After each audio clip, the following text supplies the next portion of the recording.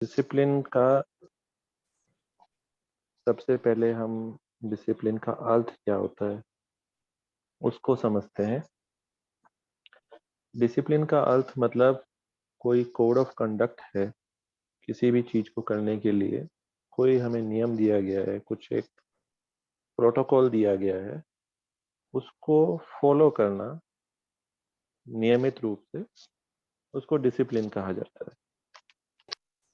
मान लीजिए हम हम बचपन से स्कूल की बात करते हैं। स्कूल में एक प्रोटोकॉल दिया गया हमें कि आप सुबह 8 बजे आएंगे, पहले 10 से 15 मिनट प्रेयर होगी, प्रेयर के बाद फिर हम जो है फर्स्ट सेशन होगा, सेकंड सेशन होगा, फिर लंच ब्रेक होगा, ऐसे करके।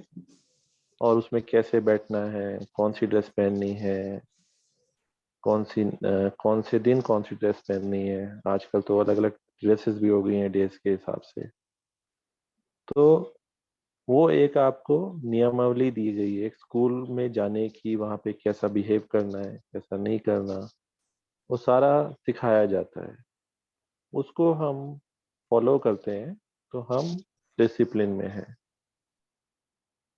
ऐसे ही दूसरा जो एक मेजर जो एरिया है, जो हमारे लौकिक समाज में जो आर्मी का कहा जाता है, कि उनका जो लाइफ है वो भी बड़ी डिसिप्लिन लाइफ होती है।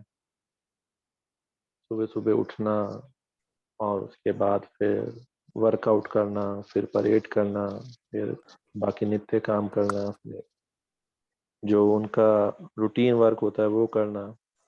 एक नियमित रूप से जो प्रोटोकॉल दिया गया होता है उसको वो फॉलो करते हैं, और आर्मी इस नाम से जानी जाती है। तो बेसिकली अर्थ यही है कि कोई किसी भी चीज को करने का या जीवन को जीने का भी एक कोड ऑफ कंडक्ट या एक नियमावली होती है। उसके अनुसार अगर हम काम कर रहे हैं तो वी आर डिसिप्लिन्ड। अगर उससे डेविएशन में है तो हम डिसिप्लिन नहीं है, या अनुशासनहीनता उसको हम कहेंगे।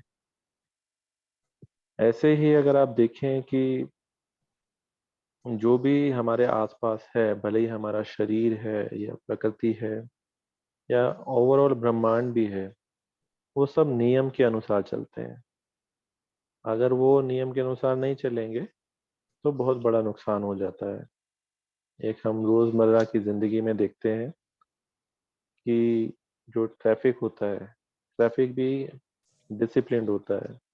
जो भारी वाहन होते हैं वो लेफ्ट साइड में चलेंगे, जो फास्ट गति से जाने वाले व्हीकल्स होते हैं वो राइट लेन में चलेंगे, और रेड लाइट आएगी तो स्टॉप करना है, ग्रीन होगी तो चलना है। तो ये नियम, और भी बहुत सारे नियम होते हैं। अगर हम उनको फॉलो करते हैं तो हम अपने जो डेस्टिनेशन है वहाँ पे सही सलामत पहुँच जाते हैं। अगर हम फॉलो नहीं करते हैं तो फिर डेफिनेटली एक्सीडेंट हो सकता है, गाड़ी को नुकसान हो सकता है, शरीर को नुकसान हो सकता है, दूसरे आत्मा को, दूसरे व्यक्ति को नुकसान हो सकता है।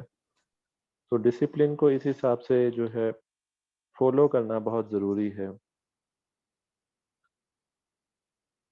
और आगे चलते हैं कि और कहाँ कहाँ हम देखते हैं कि डिसिप्लिन की बहुत बहुत आवश्यकता होती है। बिना डिसिप्लिन अगर नहीं होगा तो मेजर डिजास्टर्स हो सकते हैं। कुछ शेयर करेंगे आप लोग?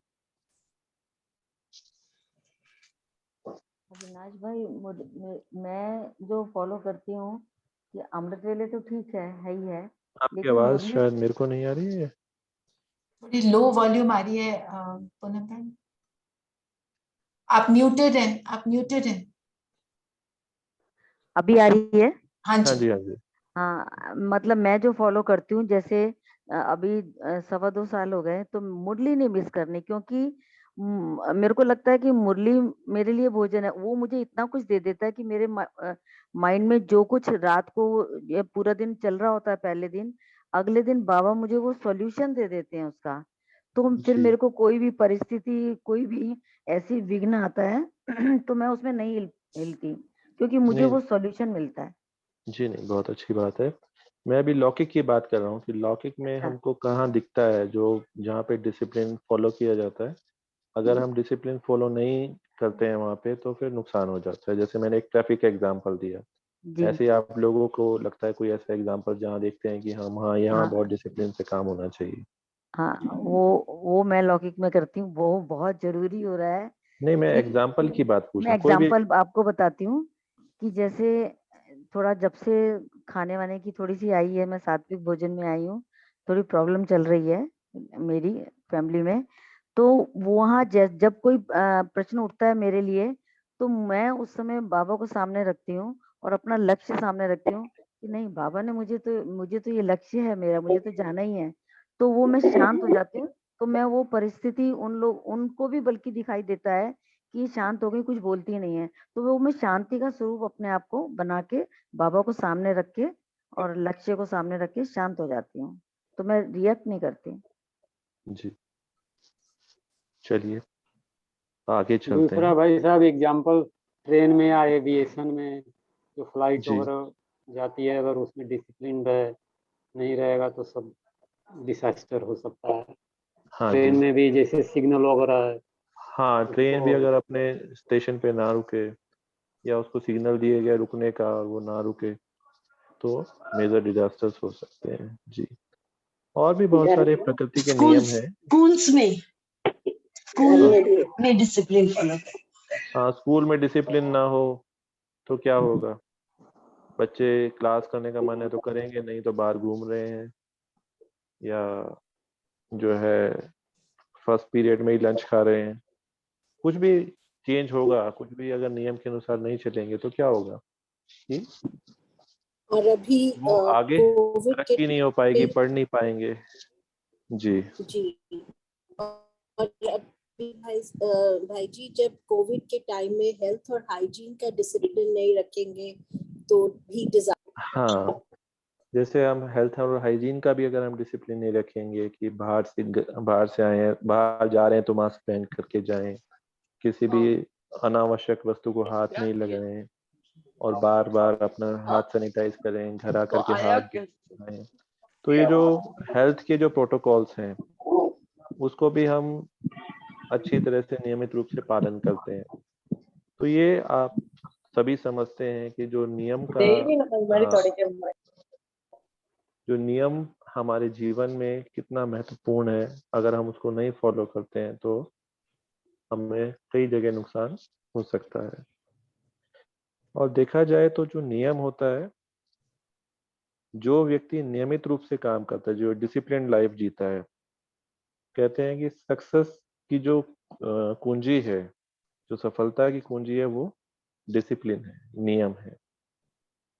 और नियम से ही हम कोई चीज प्राप्त कर सकते हैं। अगर मान लीजिए आप अभी इतने सक्षम नहीं हैं, पर अगर आप डेली उस नियम को फॉलो कर रहे हैं, मान लीजिए अभी आपका आज सुबह सुबह नहीं उठ पाते हैं, एक छोटा सा एग्जांपल है, सुबह सुबह उठ नहीं पाते हैं, 4 बजे नहीं उठ पाते हैं।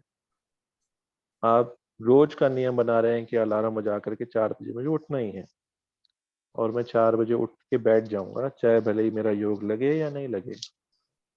उस नियम को मैं फॉलो करने लग जाऊंगा तो डेफिनेटली 1 महीना, 2 महीना, 3 महीने के बाद मेरे को उस कार्य में भी आनंद आने लगेगा, योग भी बहुत अच्छा लगने लगेगा और अलार्म की आदत भी छूट जाएगी। तो नियम से ही प्राप्ति हो सकती है।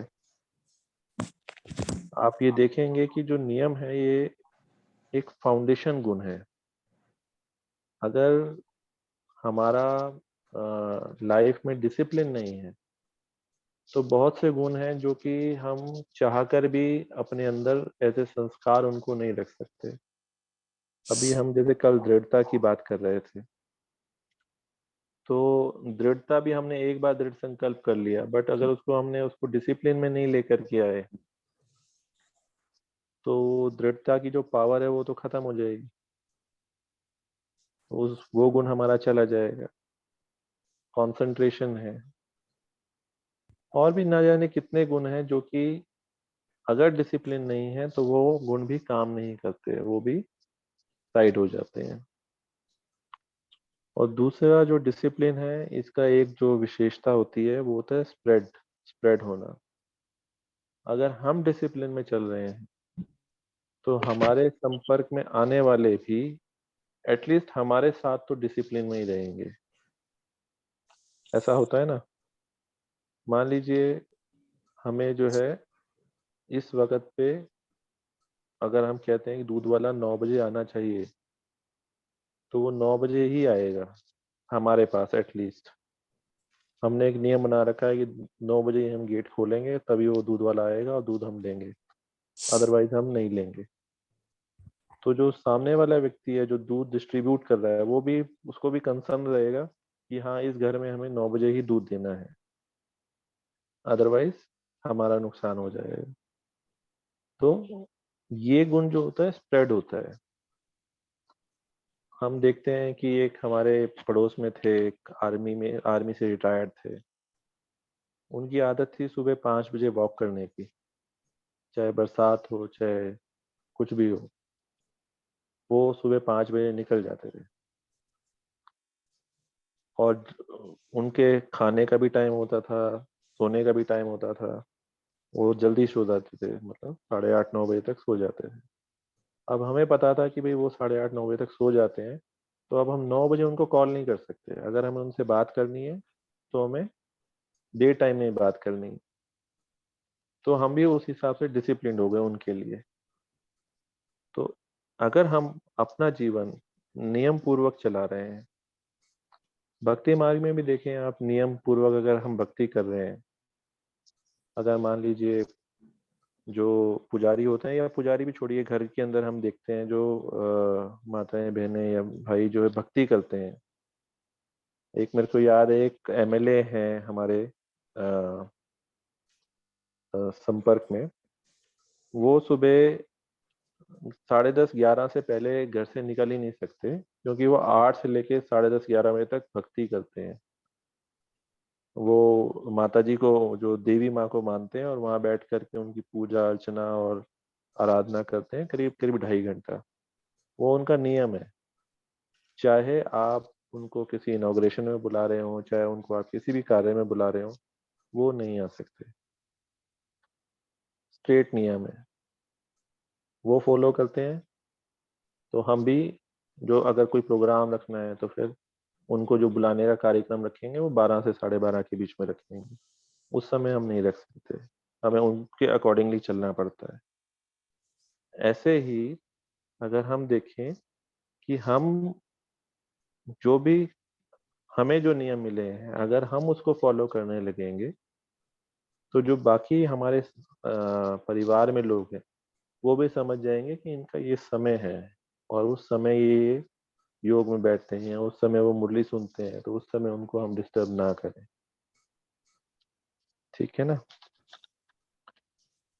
अब अगला क्वेश्चन आता है कि डिसिप्लिन क्यों जरूरी है। देखा जाए तो योगी जीवन जिसको हम कहते हैं, जो हम, अगर हमारा सन्यासियों का है जो पुराना योगी जीवन होता था, उसमें 2 सूत्र माने जाते थे। एक होता है संयम और दूसरा होता है नियम। अगर संयम और नियम आपके जीवन में नहीं है तो उसको हम योगी जीवन नहीं कहते थे। तो नियम हम क्यों, हमारे जीवन में क्यों जरूरी है। देखा जाए तो नियम की आवश्यकता, हमें नियम के गुण को धारण करने की आवश्यकता हमें कब से पड़ी, हमें मेजरली द्वापर से पड़ी। क्योंकि हमारी जो मन की वृत्ति थी, जब माया की प्रवेशता हुई, तो मन की वृत्ति थी, उसकी वृत्ति चंचल हो गई, इधर भागना उधर भागना, उसको एक डायरेक्शन नहीं मिलती थी। तब जो सन्यासी थे, योगी ने, उन्होंने संयम और नियम दोनों को विद्यार्थी जीवन में और हमारे जीवन में लाने के लिए जोड़ दिया। तो जब जब हम नियम फॉलो करते हैं, भले ही हम स्थूल नियम फॉलो करते हैं, हमारा मन भी उस समय वैसे ही एक्ट करने लगता है। तो अगर हम कोई भी चीज स्थूलता में कर रहे हैं, कोई भी चीज हम व्यवहारिकता में कर रहे हैं, तो हमारा मन को भी एक डायरेक्शन मिल जाती है कि हाँ इस समय मेरे को ये काम करना है, तो वो भी इधर-उधर भटकना बंद कर देता है। तो अगर हमें अच्छी कंसंट्रेशन, एकाग्रता लानी है, अगर हमें अपना योग अच्छा बढ़ाना है, तो नियम की हमारे जीवन में बहुत-बहुत आवश्यकता है।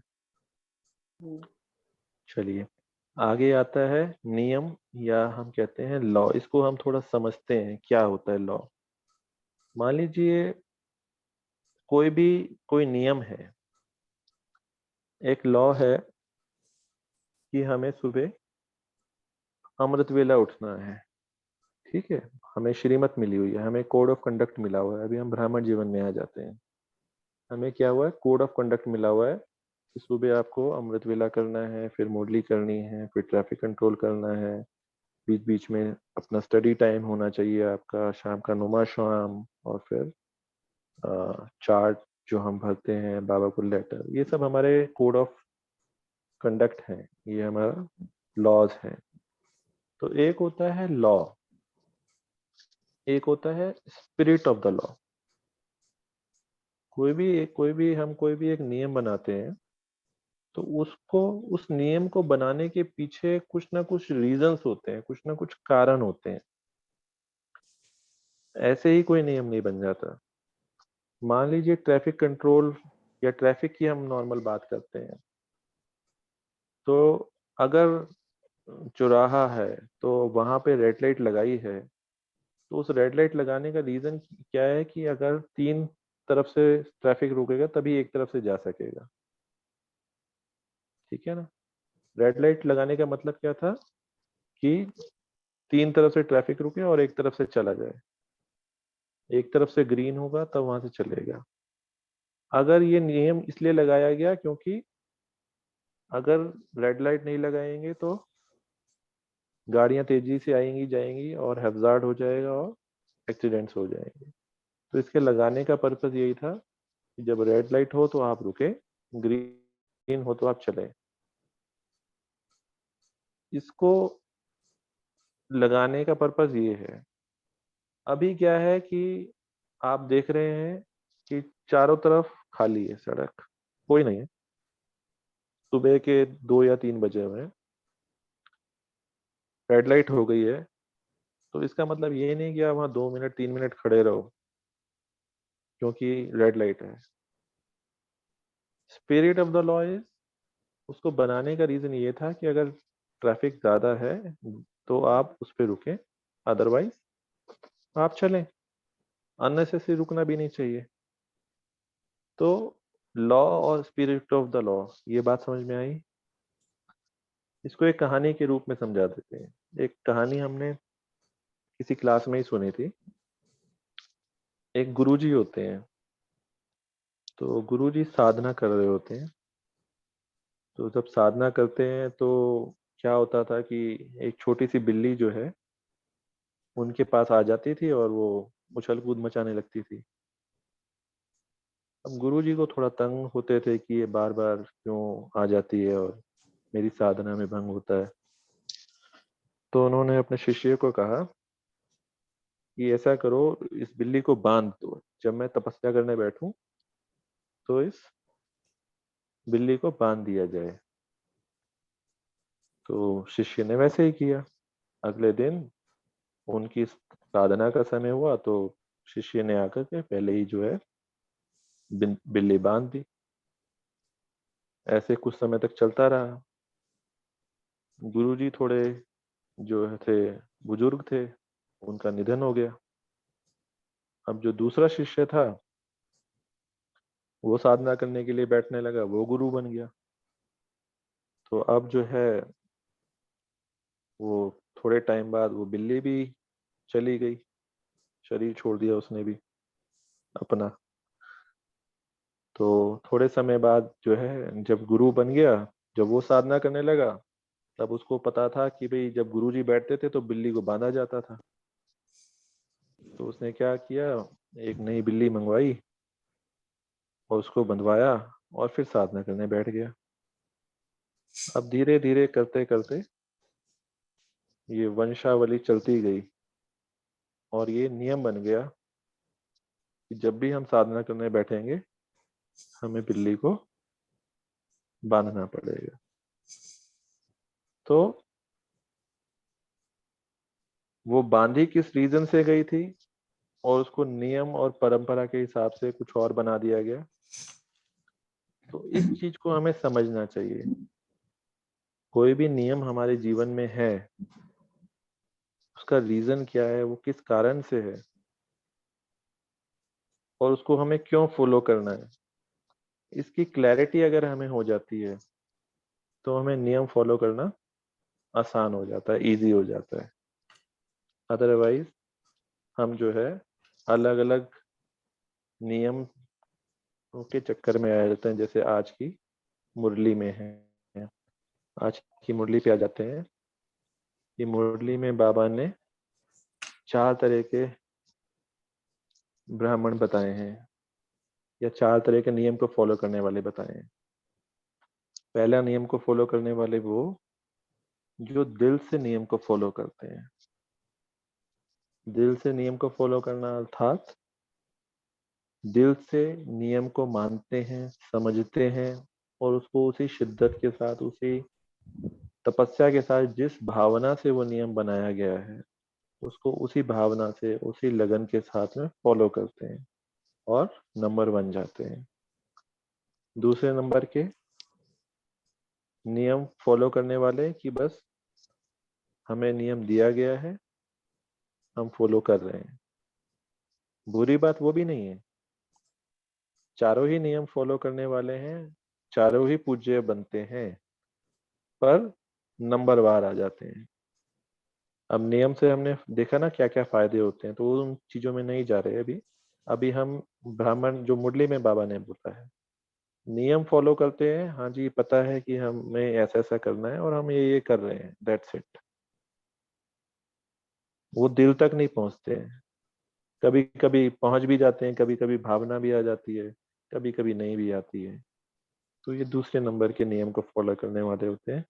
ये जिनको कहा गया है कि आपको ऐसा करना है, वो ऐसा कर रहे हैं बिना किसी प्रश्न किए, बिना किसी समझ के। बट ये अच्छी बात है कि कर रहे हैं।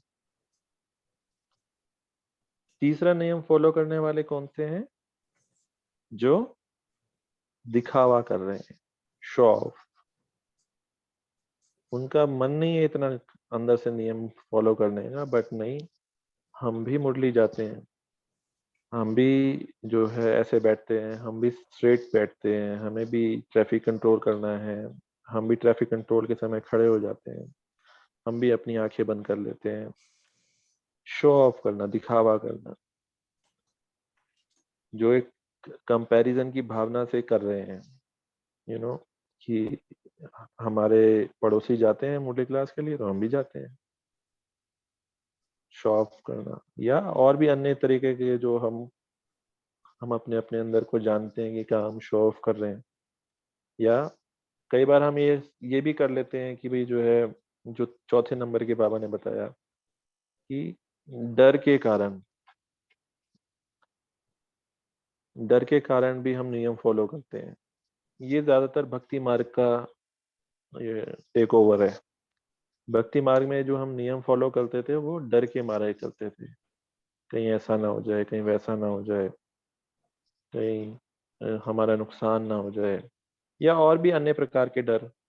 कहीं दीदी जो है हमें कुछ कह ना दे अगर हम नहीं जाते हैं तो, या कुछ हमें कोई पॉइंट आउट ना कर दे कि आप तो, या तो दीदी को छोड़ो कोई पड़ोसी ही पॉइंट आउट ना कर दे कि जो है आप तो जो है योग के समय बाहर घूम रहे थे, आपका तो 6:30 से 7:30 योग का समय होता है।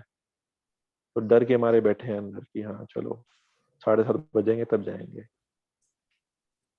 तो अलग अलग प्रकार के बाबा ने नियम फॉलो करने वाले बताए। तो हम अपने आप को देखें कि हम जो भी हमें श्रीमत मिली हुई है या जो भी हमें कोड ऑफ कंडक्ट मिला हुआ है उसको हम कैसे फॉलो करते हैं। 1 मिनट 2 मिनट साइलेंस में बैठेंगे और सुबह से लेकर के शाम तक की दिनचर्या को अपनी आज की दिनचर्या को देखेंगे। सुबह से लेकर शाम तक, अमृत वेले से, मुरली क्लास से, दिन में व्यवहारिकता से, जो भी नियम मुझे मिले हुए हैं उनको मैंने किस इंटेंशन के साथ, किस भावना के साथ किया है।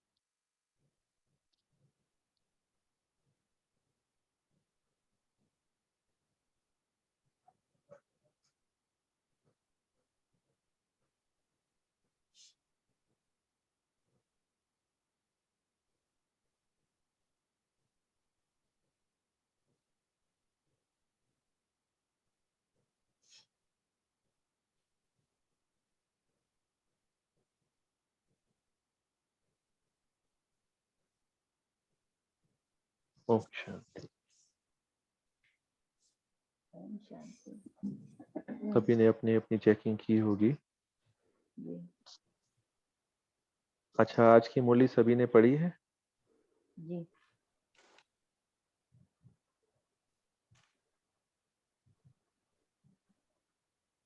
अगर पढ़ी है तो एक छोटा सा सवाल मैं पूछना चाहता हूँ। अच्छा।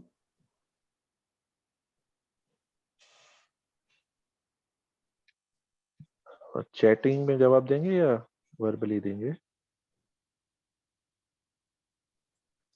जैसे सब कंफर्टेबल हो दे सकते हैं।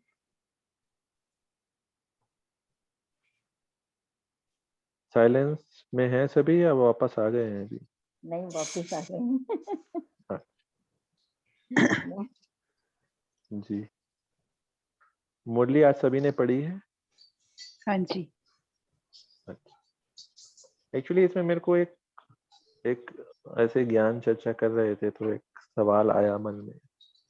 बाबा ने इसमें जो नियमों का अलग अलग ब्यौरा बताया, उसमें बाबा ने कहा कि जो आपके पूज्य और गायन योग्य का आधार, जो आपके जड़ चित्र हैं, उसके बेस लेकर के बाबा ने बताया। तो एक सवाल है आप सभी से, आप इस बात को कितना वेटेज देते हैं कि आपके जड़ चित्रों की पूजा होगी तो वो दिल से और विधि पूर्वक होनी चाहिए, या वो नियम पूर्वक हो जाए, या जो अलग अलग बाबा ने नियम बताए हैं, उससे आपको कितना रेलेवेंस लगता है? मतलब आपके जड़ चित्र हैं, मंदिर में पूजा हो रही है, तो आपकी पूजा किस विधि द्वारा हो रही है, उससे आप लोगों को क्या फर्क पड़ता है आज की डेट में? या हम ऐसा लक्ष्य क्या बनाएंगे कि हाँ, हमारे जड़ चित्रों की पूजा जो है विधि पूर्वक ही होनी चाहिए, ऐसे नहीं होनी चाहिए, जो डर के मारे नहीं होनी चाहिए या दिखावे वाली नहीं होनी चाहिए? उस- उसका लक्ष्य तो यही है कि इसका मतलब मैंने इस समय जो संगम युग पे जो बाबा ने हमें श्रीमत दी और जो मुझे अपना लक्ष्य सामने दिख रहा है, वो मैंने पूरी तरह से सेवाओं के थ्रू या श्रीमत को फॉलो पूरी तरह नहीं किया संपूर्ण बन के, तो मैं जैसे प्रजा बन गई, तो वो उस हिसाब से मेरी पूजा हो रही है। तो मुझे अपने मेरा लक्ष्य। क्वेश्चन है कि देखिए, मंदिर में पूजा हो रही है, ठीक है? हाँ हाँ। मंदिर में पूजा किस विधि द्वारा हो रही है, हम्म, उससे आपको क्या फर्क पड़ता है? भाई, हम्म, आपकी पूजा तो द्वापर से होगी। जी अब ये तो नहीं है कि आपकी सतयुग और त्रेता में पूजा हो रही होगी, तो वहां तो विधि पूर्वक होनी चाहिए। चलो ठीक है, आप तो चैतन्य में है तो आपको लगेगा हाँ भाई अच्छी पूजा हो रही है। तो उससे फर्क तो सतयुग में पड़ गया ना। इसका मतलब सतयुग में भी मैं महाराजा महारानी के पद पे नहीं थी, मैं सतयुग में भी प्रजा थी, तभी मेरी पूजन भी उसी हिसाब से हो रहा है ना। मेरे को ऐसे लगता है कि बाबा हाँ कहते हैं ना कि जितना बड़ा हाँ, नहीं पद सही बात है, ये डिस्कशन ही हम कर रहे हैं, इसलिए मैं यही, आपके से थोड़ा जानना चाह रहा हूँ तो कि ये आप लोगों का क्या विचार है।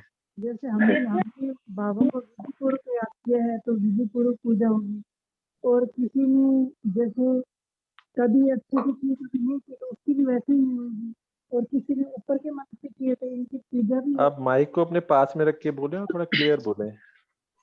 अच्छा, जैसे यहाँ पे किसी ने बाबा की विधि विधान से पूजा की है तो उसकी वहाँ जड़ चित्रों में विधि विधान से पूजा होगी।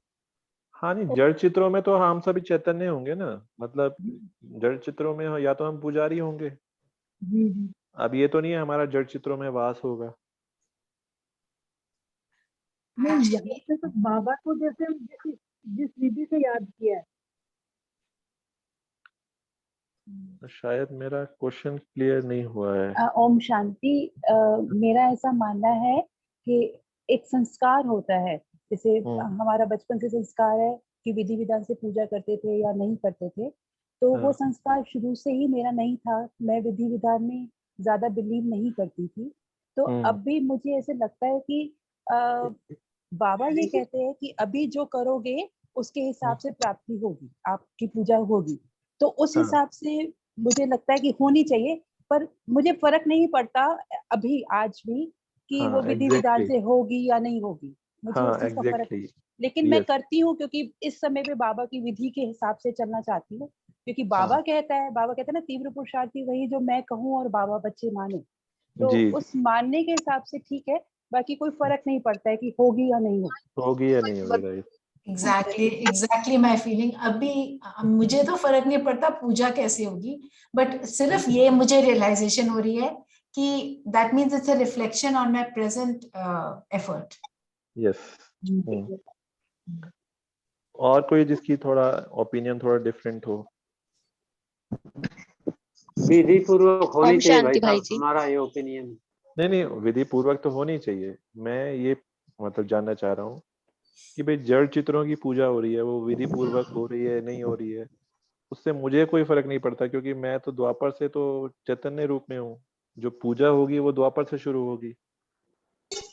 नहीं, हमको तो फर्क इसलिए पड़ेगा कि जो उस समय अगर विधि पूर्वक करेंगे तो वातावरण अच्छे से अच्छा चेंज होगा, उसका पर्पज सॉल्व होगा, तो हम ऐसी टाइप की आत्मा इस समय रहें कि हमारी विधि पूर्वक पूजा होगी, जिससे कि उसका फल मिले अनेक आत्माओं को बाद में अगर विधि पूर्वक करें। चलिए ठीक है।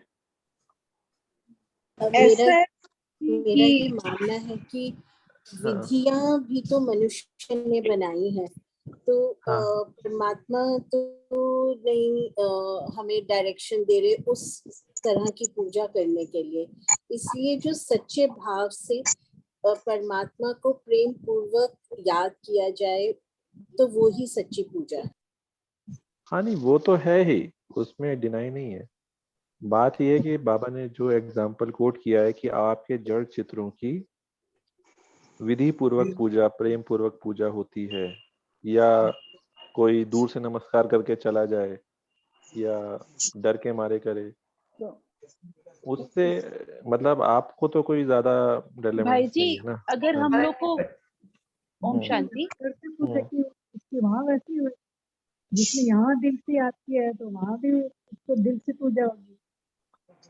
हाँ नहीं, पूजा जब पूजा होगी वो तो जड़ चित्रों की हो रही है ना। जड़ चित्रों में आप तो नहीं है, आप तो या तो पुजारी होंगे या वहीं बैठे होंगे या फिर कुछ और होगा, कुछ पता ही नहीं चलेगा, आपको तो पता ही नहीं चलेगा ना।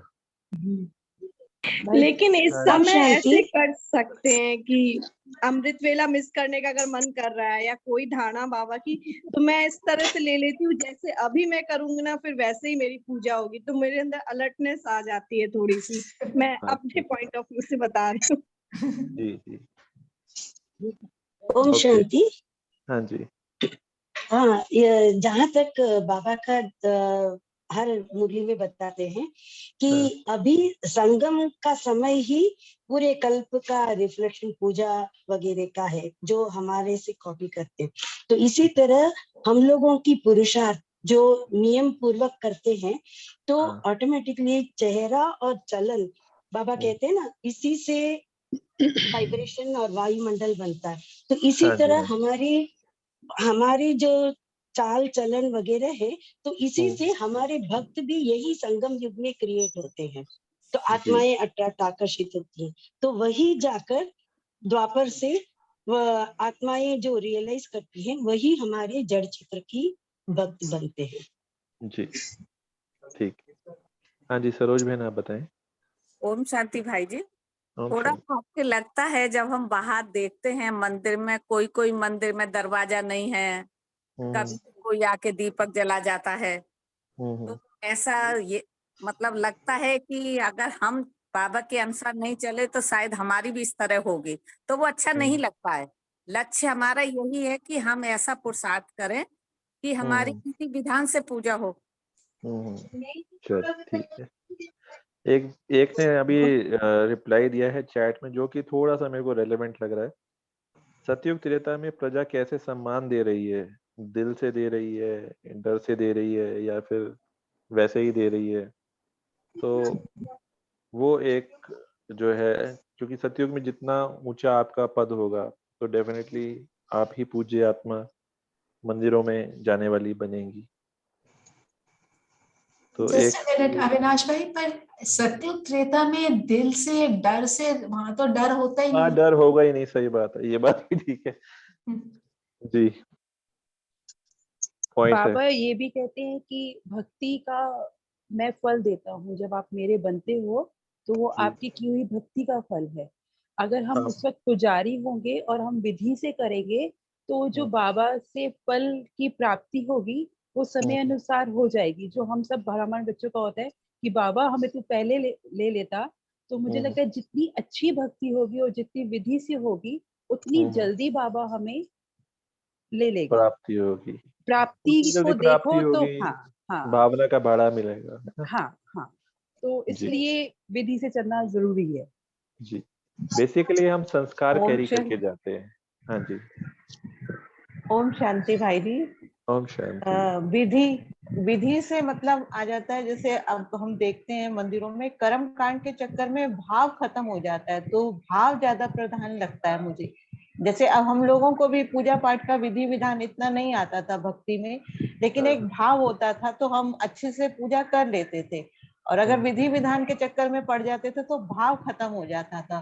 तो मेन भाव की प्रधानता ज्यादा लगती है मुझे। जी, ओके, बहुत अच्छी क्योंकि अगर बात है। भाव होता है तो एक छोटा बच्चा भी अपनी बात भगवान के आगे जाके कहता है, भाव से कह देता है, उसको कोई विधि विधान से कोई मतलब नहीं होता। एग्जैक्टली। तो मुझे जैसे एहसास होता है कि विधि विधान के चक्कर में हमारा कहीं ना कहीं भाव खत्म हो जाता है, क्योंकि घर में भी अगर हमें पूजा करनी है तो 36 सामान इकट्ठा करने के चक्कर में हम उथल पुथल में आ जाते हैं, भाव नहीं रहता। और अगर कुछ नहीं है तो हम आराम से बैठकर 1 घंटा भी आराम से बात कर सकते हैं, एक दीपक जलाकर भी आराम से पूजा कर सकते हैं अगर हमारा भाव है तो इसमें बाबा ने बाद में मुरली में कहा है ना, जो चारों सब्जेक्ट की आधार क्या है? पवित्रता, सच्चाई और सफाई। तो ये अगर हमारा है तो फिर हम बाकी चीजें बड़े आराम से कर सकते हैं।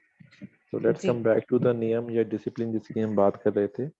बेसिकली ये संस्कार हम कैरी करके ले जाते हैं, किस तरह से हम नियम को फॉलो कर रहे हैं वो संस्कार हम कैरी करके ले जाते हैं, कैरी फॉरवर्ड होता है, और वैसे ही हमको प्राप्ति होती है। अगर हम आज के कॉन्टेक्स्ट में देखें कि संगम युग बाबा कहते हैं बहुत सुहावना युग है, बहुत मौजों का युग है, और प्राप्ति का समय अब है, ये समय प्राप्ति का है। तो अगर हम डिसिप्लिन को, जैसे बाबा ने बताया है, जो बाबा की श्रीमत है, उसको हम जो 4 कैटेगरी हैं, उन 4 कैटेगरी के जहां जहां हम फॉलो कर रहे हैं, जैसे जैसे हम फॉलो कर रहे हैं, वैसे वैसे हमारी प्राप्ति है। अगर हम उसको पहले नंबर वाली कर रहे हैं तो हमारी प्राप्ति बहुत बहुत बढ़िया है, बहुत बहुत अच्छी है। दूसरे पे कर रहे हैं तो वैसे वैसे हमारी नंबरवार आती जाती है। एक छोटी सी साधारण सी भाषा है जिसको हम कहते हैं कि हम ज्ञान में हैं, ठीक है? ज्ञान में है का मतलब ठीक है, हमें पता है ज्ञान है, आत्मा क्या है, परमात्मा क्या है, हमें नॉलेज है, वी आर इन ज्ञान, ये एक डेफिनेशन होती है। इसका मतलब है कि आप बहुत ज्यादा नियम फॉलो नहीं करते या बहुत ज्यादा धारणाएं नहीं हैं। दूसरा शब्द आता है कि हम ज्ञान में चल रहे हैं। ज्ञान में चल रहे हैं का मतलब पिछले 10 वर्षों से चल रहे हैं। इसका मतलब है कि हम नियम फॉलो कर रहे हैं, पर शायद दूसरे, तीसरे और चौथे नंबर की कैटेगरी में कर रहे हैं। जब हम कहते हैं कि हम ज्ञान में चल रहे हैं। फिर बाबा ने बोला उड़ती कला,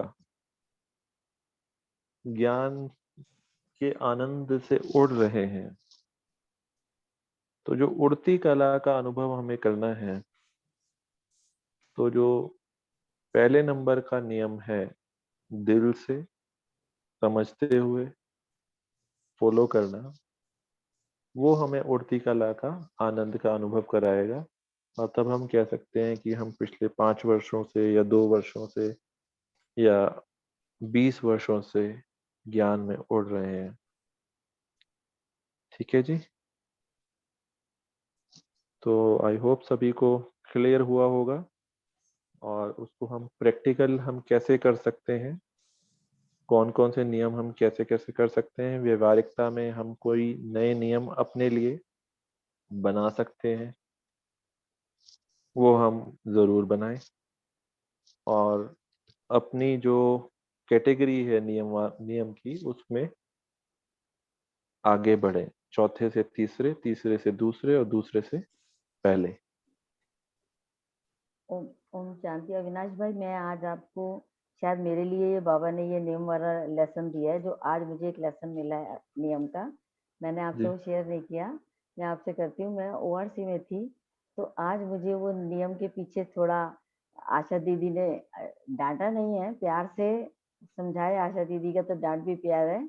तो वो नियम मुझे नहीं पता था शायद, और मैंने जानबूझ के भी नहीं किया, तो इसलिए उन्होंने मुझे कहा ये तुम्हें पता ही नहीं था। जैसे अभी हम बना बना के रिंग विंग पहन लेते हैं, कि वो बाबा का निशान का जैसे पहन लेते हैं, तो पहन ली। तो उन्होंने मुझे समझाया कि इसके पीछे भी एक नियम है जो बाबा ने बनाया था, ऐसे नहीं है कि पहन लिया। इसके लिए पहले मैं बैठी हूँ यहाँ पे, मुझे आप बताओ तो मैं करूँगी। तो मुझे आज वो, अब वो प्यार है, डांट नहीं था, लेकिन उन्होंने समझाया कि ये नियम फॉलो करना कितना जरूरी है हमारे लिए। तो वो जी नियम पता चला, तो ये समझ में आया कि नियम हमें जरूरी फॉलो करना है। तो मैं जी।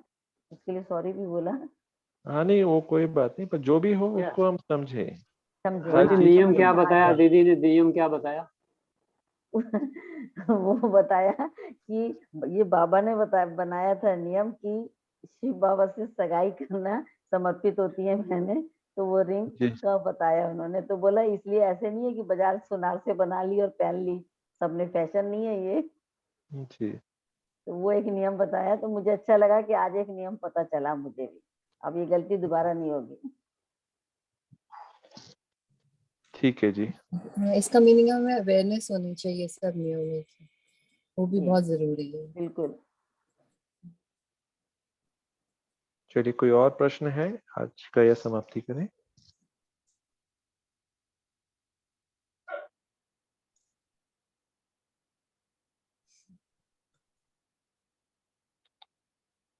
ठीक है, 2 मिनट बाबा की याद में बैठते हैं, और फिर से या तो अपने आप को देखते हुए, जहां जहां जिस जिस नियम को समझ नहीं है उसको समझें, और जो नियम हम फॉलो कर रहे हैं उसको समझते हुए दिल तक लेकर के जाएं, और फिर दिल से उसको फॉलो करें। 2 मिनट बाबा की याद में।